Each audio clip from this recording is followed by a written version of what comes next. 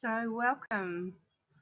I'm so glad that you've been able to let me know about the technological challenges I was having. It so meets my need for support and community to be with you tonight in a way that I feel safe and excited to be sharing this work. And so excited, I was quite some slides in before I realised, and I'm grateful for the support to come back and share with you from the beginning. So, how wonderful. Here we are. And tonight's masterclass, I shared that it really is such an excitement for me because it really is a culmination of a body of work that I've been road testing and sharing for the last 18 months at least, a little bit longer, running programs for the 5 core needs and running wellbeing programs for entrepreneurs online and some live programs with groups of friends to just see how this lands. So this is a sort of monumentous moment for me to be bringing this content all together to share what I've been learning with you. And I've I've titled it "How to Launch Yourself as a Conscious, Powerful Change Maker." And to me, that means being in entrepreneurship in a way that really expands and supports our own well-being and the well-being of the people all around us, our families, our communities, our clients, and having a sense of really life-serving contribution in the work that we do and becoming more and more sustainable and even be able to create a new paradigm of of financial well-being around this work that is a joy for me to imagine. So tonight we're going to look at this new playing field in a bit more detail. You know, what's going on, what can we take away from some of the changes that are happening, and how might we apply some of what we're now learning to the inner transformation for us personally to be more in alignment with our own well-being, and also how we share and contribute that in the world. So I'm going to take some step-by-steps here. The first section will look at that new playing field and just explore the new factors or the range of factors that are influencing what the future of work looks like for entrepreneurs, and have a look at how artificial intelligence is already actually shaping the way we work and the nature of the jobs that are around. And on one hand, we're looking at a really what looks like a greater polarization in some sectors of the community as differences seem to be escalating.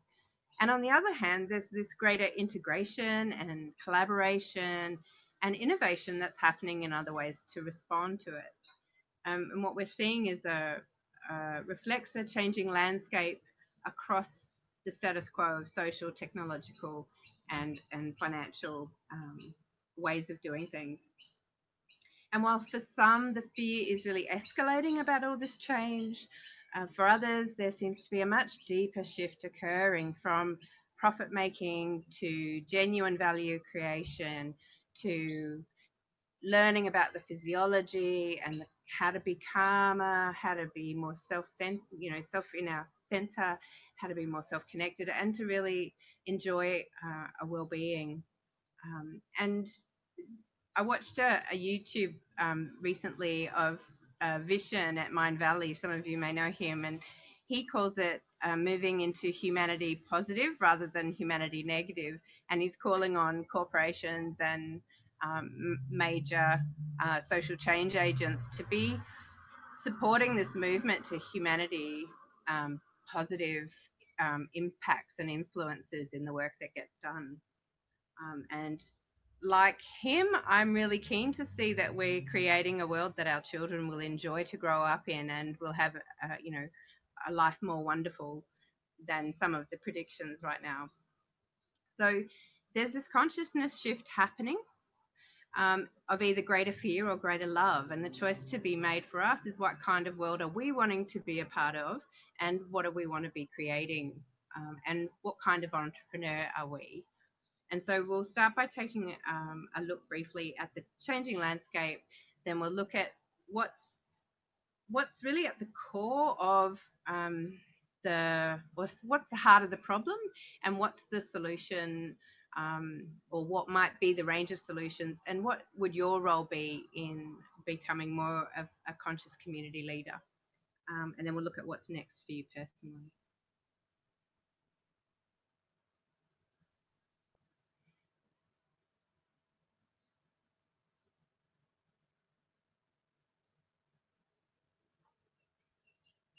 I notice that the slides are moving in a way that doesn't support ease. I'll do my best to keep it nice and steady for you. So this first slide, we're looking at what's happening socially.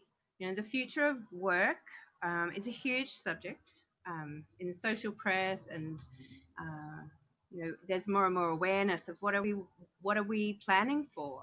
And there's no denying that the change is already happening rapidly. The predictions are that we will have a new social class in the not too distant future due to the impact of AI, the unemployable. There have been many different names, but what the World Economic Forum is now calling this the fourth industrial revolution, where the financial and skills divides are trending in a direction of more and more disparity. And included in this growing divide is the greater gap between what we call connectivity, social media, and so on, and what is real social connection. And we're discovering that not all social media is equal, and it's not all life-serving. However, there is a movement the movements made possible by social media are also creating more wonderful. So social media is now being used for more social action than ever before. And it's become the most powerful way to share a message, to create change, a change platform, and to raise a conscious entrepreneurial business less expensively and more quickly than even 5 years ago. The technology is contributing to the environment we have for positive social change and well-being as well.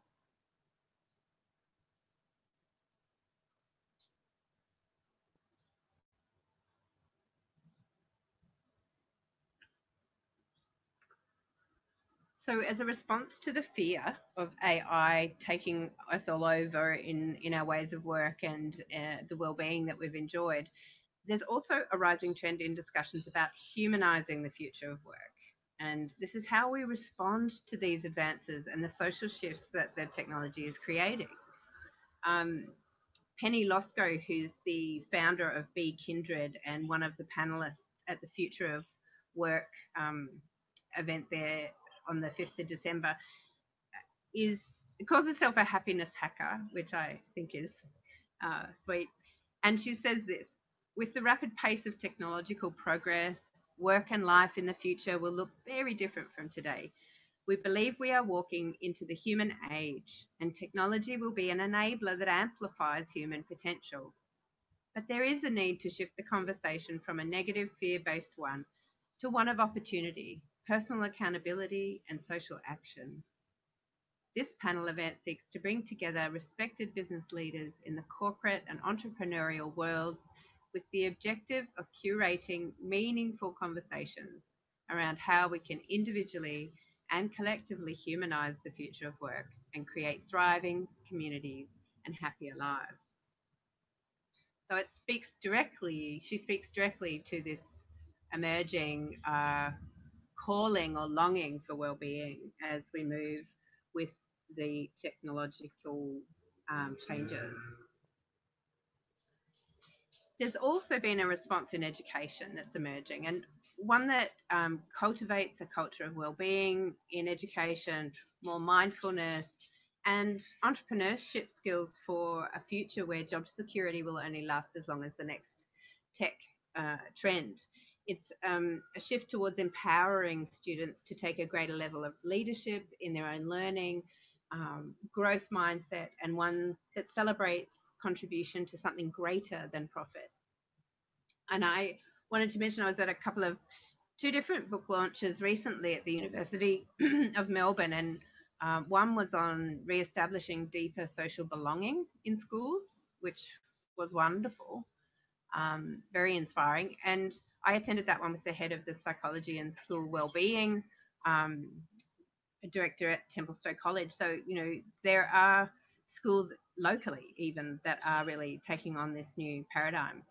And the other was a book launch about the merging between the science of well-being, psychology, and the fields of drug and alcohol and mental health recovery. And that one really took my breath away as well. I mean, that was the takeaway from that for me was just the collaboration, the coming together to really understand how we can make life more wonderful from these different disciplines, and also how much more trauma literate we're becoming as a community in terms of how we support people towards a life that would be more wonderful for them. And that's for us too. So, the fact that we've had so much more talk about the physiology of trauma, the impacts of trauma on behaviour and capacity to think and create positive change in our lives, it's really clear that holding with care how we support one another with this awareness of trauma is really important to creating well-being. One too far, coming back.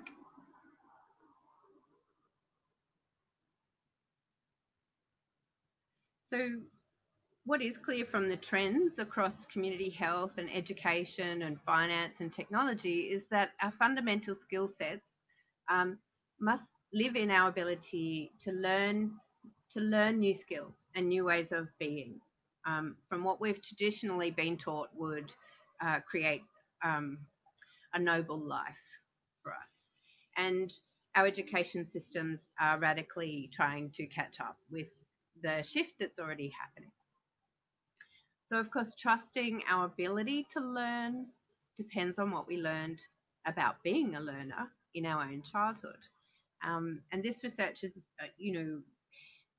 really opened my eyes to what is the growth mindset and how do we become more willing to lean into the discomfort of what it is to learn new things, learn new ways of being and thinking. The question I have is, did we feel supported and warmly companioned in our learning and growth as children, or did we experience shame, aloneness, or punishment as we struggled with the process of learning new things? So recent advances in neuroscience have also shown that the brain is far more malleable than we ever knew. Research on brain plasticity has shown how connectivity between neurons can change with new experience, and that we are not stuck and condemned if we didn't develop a love of learning and growth in childhood. With practice, we know that neural networks grow new connections and that we can strengthen existing ones. These neuroscientific discoveries have shown us that we can increase our capacity to shift mindsets and learn new skills for the emerging future by becoming mindfully choiceful about the thinking we engage in and the actions we take. These are the two dimensions of learning that we need to focus on as well-being entrepreneurs: our mindset and our behavioural, social and language skills.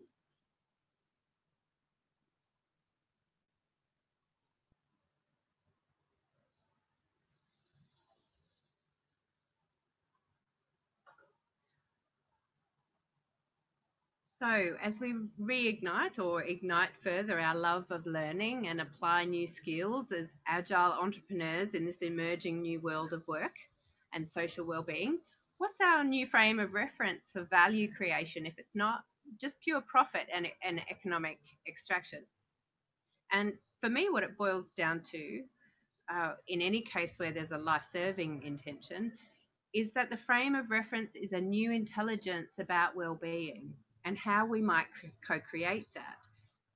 Some of the measures of progress might look like growth in community capacity for emotional, social, and well-being intelligence, and skills that where our role as well-being entrepreneurs, where it really gets exciting.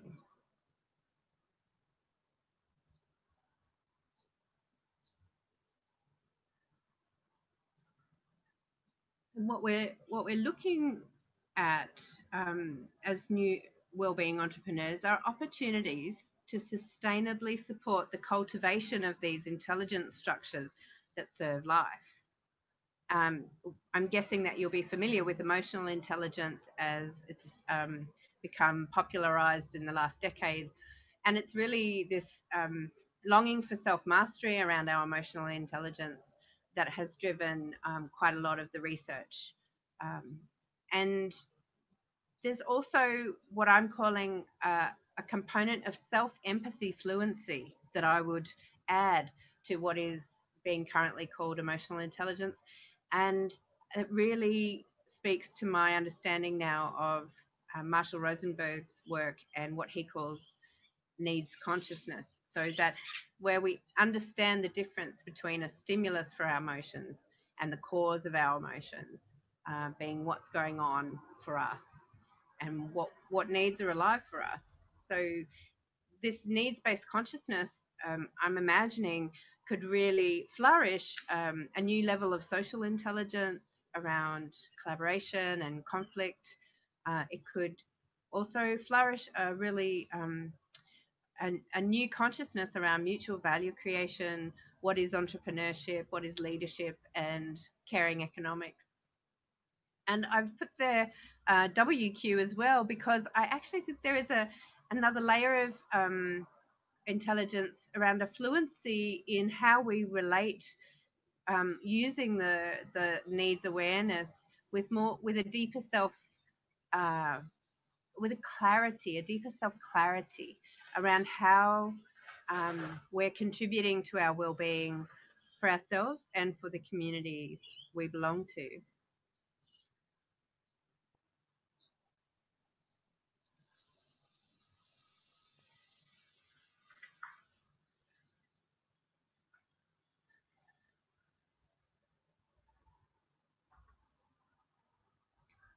So now in this next section, let's take a little bit of a closer look at cultivating our well-being intelligence, both personally and professionally, so we can play our part in the emerging well-being culture.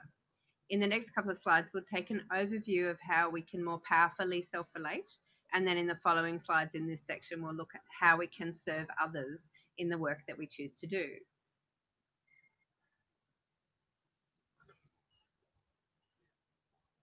So in this first slide, I've designed what I'm calling a choice matrix of self-relating. And what this does is just give a graphical representation of the shift that we as wellbeing entrepreneurs are intending to support in ourselves and in others. It reflects the conscious choices that we can make as we shift our mindset to operating more in alignment with our own well-being and in serving well-being. So on the north-south, up and down axis, I've got the question we can check here: are we in our compassionate or our moralistic perspective? Are we using our fixed mindset, or are we in a growth, learning view of ourselves? And if we're in the lower end of that vertical axis, the past can occur like we've made mistakes that either need fixing or have emotional attachments to because of judgments that we've made of ourselves based on the past. And it can also then play out if we're holding those self-judgmental thoughts on our perception of the future as um, as something to be monitored for risk assessment. That's the part of the brain that gets engaged when we're in that judgmental mind. And as we move towards more compassion and more a growth mindset for ourselves, seeing ourselves as learners and as peers together learning, that we have more of a sense of appreciating our past for what it's contributed to us, for the clarity we might now have about things that are important to us, and a much more hopeful view of the future. There's more of an appreciative view of what we can create, what we're capable of, and what's coming. Um, and on the vertical axis, or across the page from east to west, the question I'm asking is, we can check here, are we in a recovery or in a well-being perspective? And the recovery perspective is one where we've identified a belief, habit, or behavior that we want to move away from that's less life-serving. And the well-being perspective is that we've identified a belief, habit, or behavior we want to move towards that's more life-serving.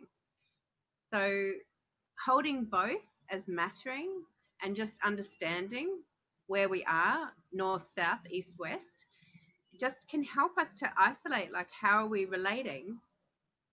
How are we making choices? Are we in a recovery, self-judgmental place? Are we in a more compassionate recovery place, or in an alignment with what we are longing for?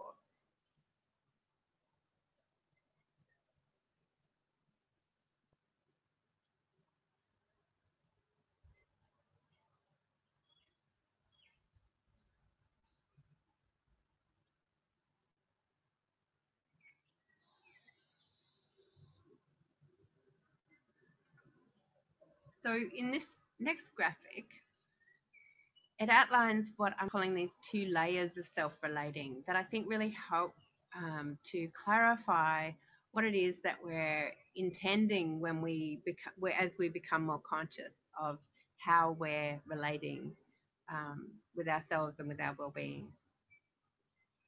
And in the mauve circle, in the outer circle, I've called this stepping into awareness.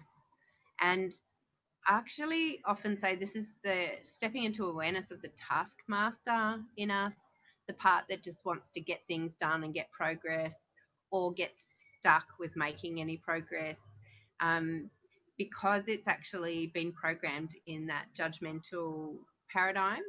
And so in this stepping into self-awareness, we start to listen to, what are we telling ourselves? What are the defensive parts trying to protect us from, in terms of resisting what we're feeling or needing? What are our lonely parts doing to control or drive attachment rather than connection? Maybe there's some angry parts that haven't had enough empathy, and they really will shut down and be unwilling, and perhaps put us into a fight-flight state of mind, just by remembering. And this, speaks to the idea of where we might have more significant, what would be called traumas in our histories. So being really gentle and non-judgmental of these parts, these frightened parts, or where we've got unquestioned beliefs, and where we just want to bring a real curiosity. So this first layer is stepping into self-awareness, so we can hear what we're telling ourselves. We're not denying or resisting. And then the second inner circle is stepping into self-connection. And this is where we want to bring the warmth. This is where we want to bring the deeper empathy. So we certainly empathize in stepping into self-awareness, but we might find we're empathizing with a defensive part, or our taskmaster who wants to get things done in a hurry and is pushing us internally with some mean or punishing strategies. And it's not until we give empathy to that part that we might be able to step closer to the more tender sense of self, and calm our physiology, and enjoy a deeper clarity with our core needs. What's really calling us? What is the tenderness in us, really? What's the aliveness for where we want to head? If we can build a friendship between this sort of inner, more calm self-connection, we can build a connection between that part and the part that's doing all our task mastering, and we can help support the taskmaster to work in alignment with what's really true for us, with what's really alive for us, then that's what we're talking about in terms of building our capacity for well-being in our own life.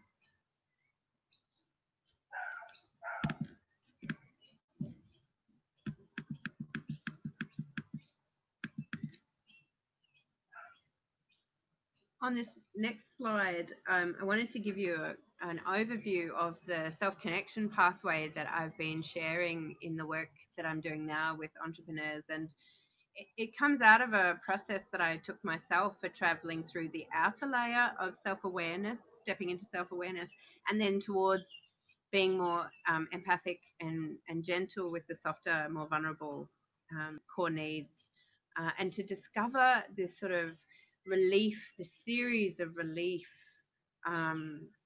that it brings about as I can mourn, as I can guess into what the parts of me have been attempting, so I can see myself for my intentions and really appreciate the longing and the clarity and be able to make steps forward in ways that feel more deeply aligned to my personal sense of well-being and to the well-being that I long to contribute to in the world. And it's been the backbone of a lot of the 5 core needs programs that we've been working with. We practice with that and we apply it regularly.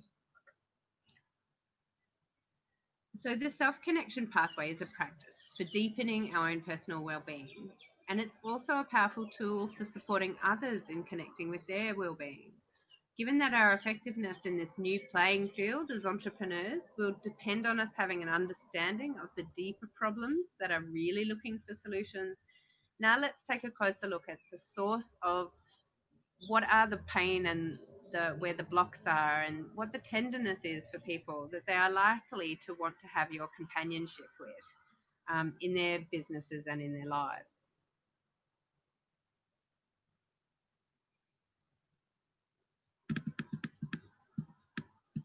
So this first one, in no particular order, is warm, secure connection. As children, we needed a sense of warm, safe relationship with a primary caregiver to establish our capacity for genuine intimacy and connection with others as we matured. As entrepreneurs, this sense of being seen and mirrored empathically creates a sense of competency in our ability to relate with our own feelings and needs and with other people. We learn to trust ourselves, to build relationships with partners, clients, colleagues, and with the people in our community and family who support us. So within our key relationships, it means we can create a safe place to share the vulnerabilities and the emotional journey of our work, our lives, so we can feel seen and known and supported.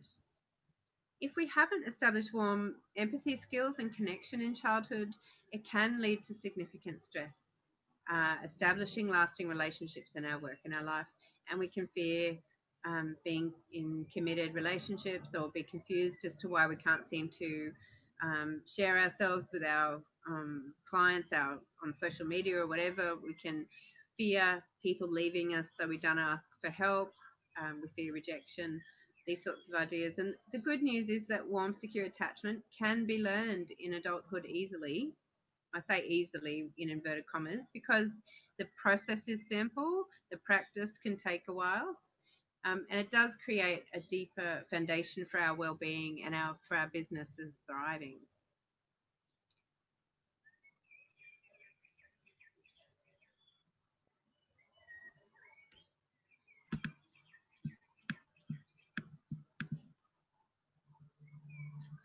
So this the second one, I've got the slide for structure, and this is really about warm boundary setting and routine for us, what works for us. When we're young, having limits set for us in demanding and punishing ways can have just as many consequences against us as if we had no limits set at all. What we're really needing is loving limits, set with a kind firmness to support our safety and well-being in age-appropriate ways. When we experience the sense of safety of loving limits, we learn we learn the value of having self-management, and can create structures in our lives that support our thriving. This may look like having an ability to be self-responsible with our time or our money or our other resources. Without structure and loving limits and an ability to be with the emotions of appropriate self-restraint, we may find ourselves swimming adrift in a sea of to-do lists without a sense of what to do when or where to invest our time, effort, and money to grow our businesses effectively. Knowing ourselves well enough to create structures that reflect our personal sense of seasons and rhythms is essential to creating a business that really works for us. And there have been immense personal growth opportunities for me in my own search for balance with structure, swinging between just going with whatever was alive to being really structured and finding both unsatisfactory and then really discovering what is sustainable, what's enoughness around structure, how do I make it work for me in life-serving ways.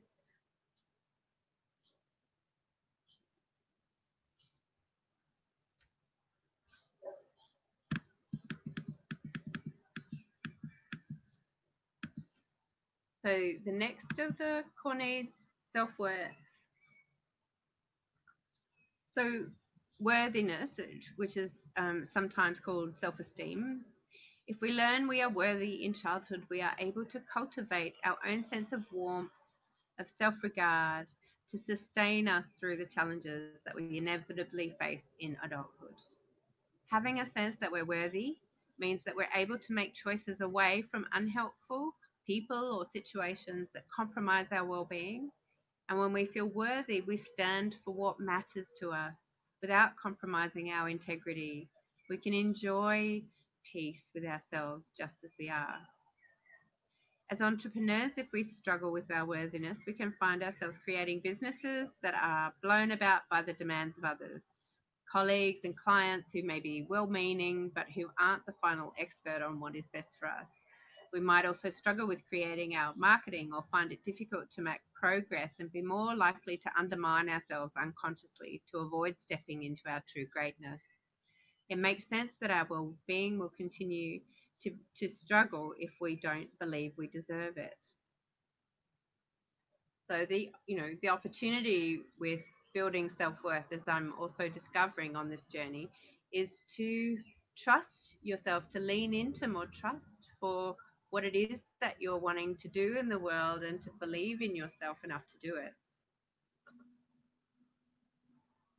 The next core need is autonomy. One of the greatest gifts of autonomy I can remember in my own childhood was getting to decide what I wanted to wear. Oh, the joy. Asserting a sense of authorship and competency over our own experience is a core developmental need. Making decisions for ourselves and achieving independent skills like tying our shoelaces, it just contributes to our sense that we're okay, that we're growing, we're learning, and that the world is a good place to be. In business, this starts with choosing for ourselves the sort of business we want to be in and includes our sense of purpose and meaning and identity.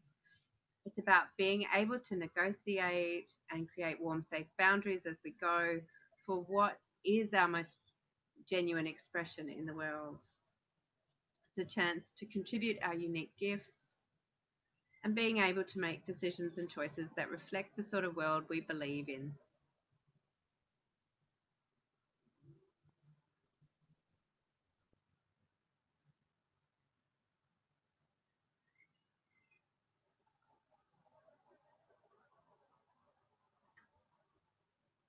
So the next one is play, or the last one, I should say, is play. The play in childhood is crucial in developing our innate curiosity and appreciation for life.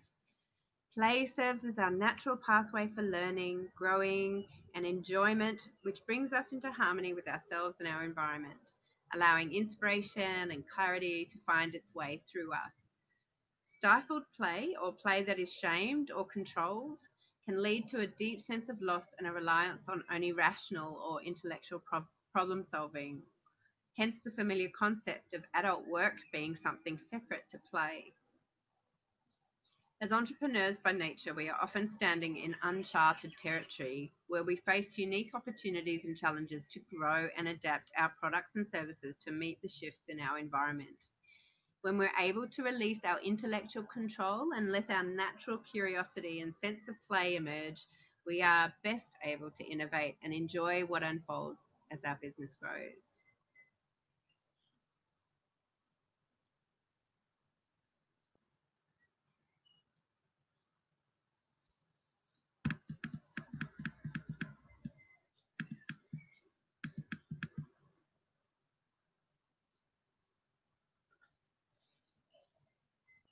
So I've run through the 5 core needs that were those, what I'm seeing as the really the central drivers in um, where is the core pain, where are the things, where are the stories that are not allowing us to live the life we would most be enjoying and not supporting us with the resilience of our own well-being and our resilience as entrepreneurs.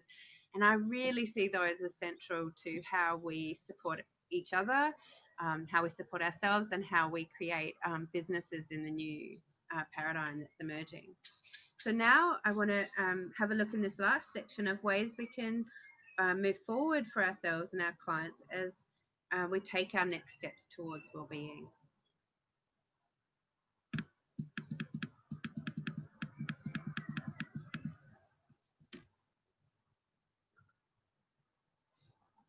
So let's see how these 5 core needs relate to how we create our relationships with well-being.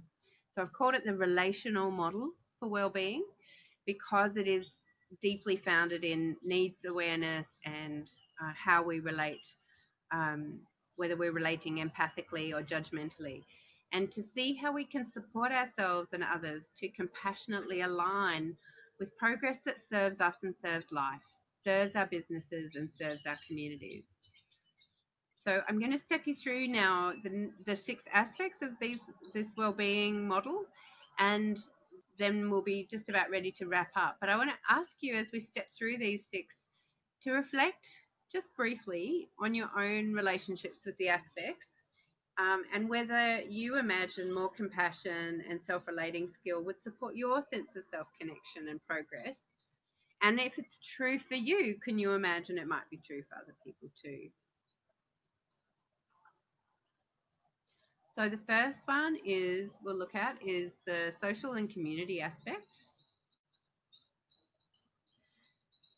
So when you reflect on your history with either intimate partnership or close family or working relationships that have mattered to you now in your adult life, what are some of the feelings that you might use to describe the quality of connection you've been experiencing? And really, this is just an opportunity for you to reflect. I'll give a minute or so quiet for you to check in. What needs for social connection and collaboration are being met for you right now, or what longings do you have for more warm social connection and collaboration?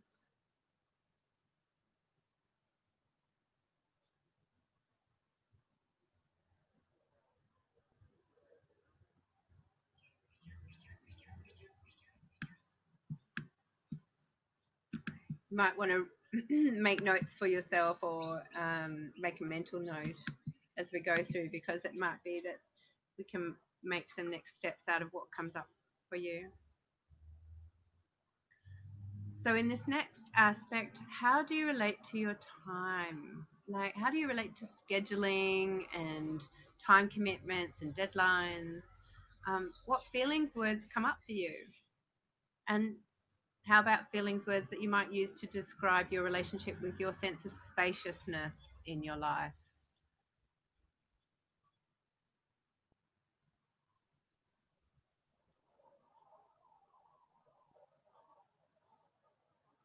I wonder whether you might enjoy to grow your sense of ease and comfort with time and space,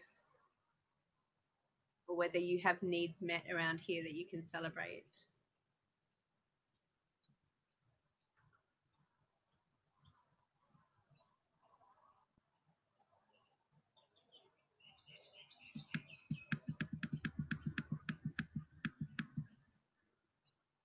So the next aspect, the financial one, what sort of words would you use to describe your relationship with money, with debt, with spending, with investment? What needs would you enjoy being met here in your financial aspect? What can you celebrate?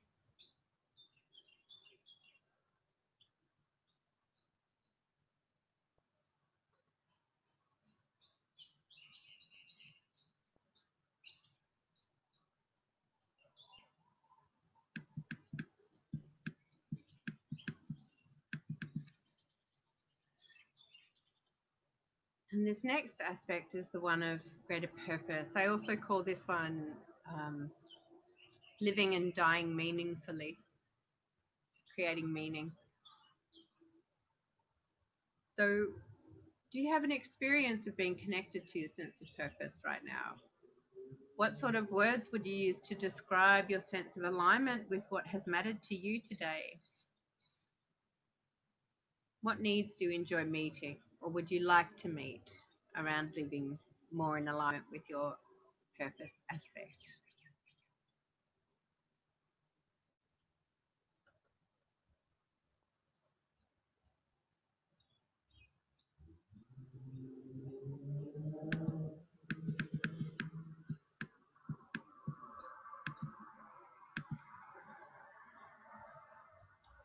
And the physical body and environment aspect.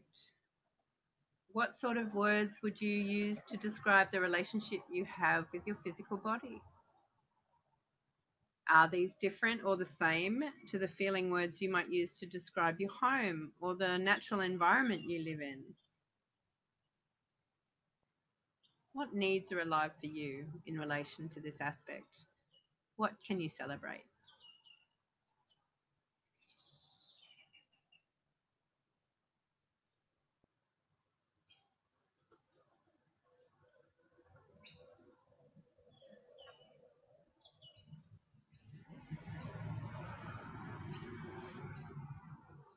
And the last one, your technology. So, what are some of the feelings, words you might use to describe your relationship with technology right now? What needs do you already enjoy meeting? Or what would you imagine you'd like to be meeting around your technology?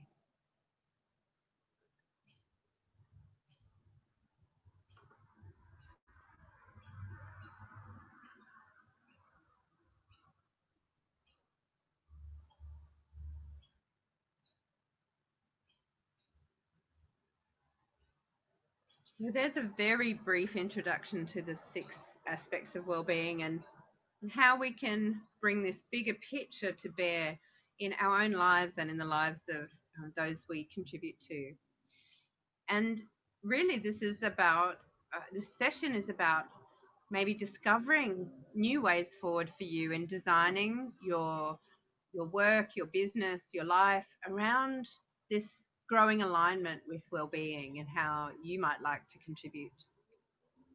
So my invitation to you is to reflect on your personal aspects of well-being.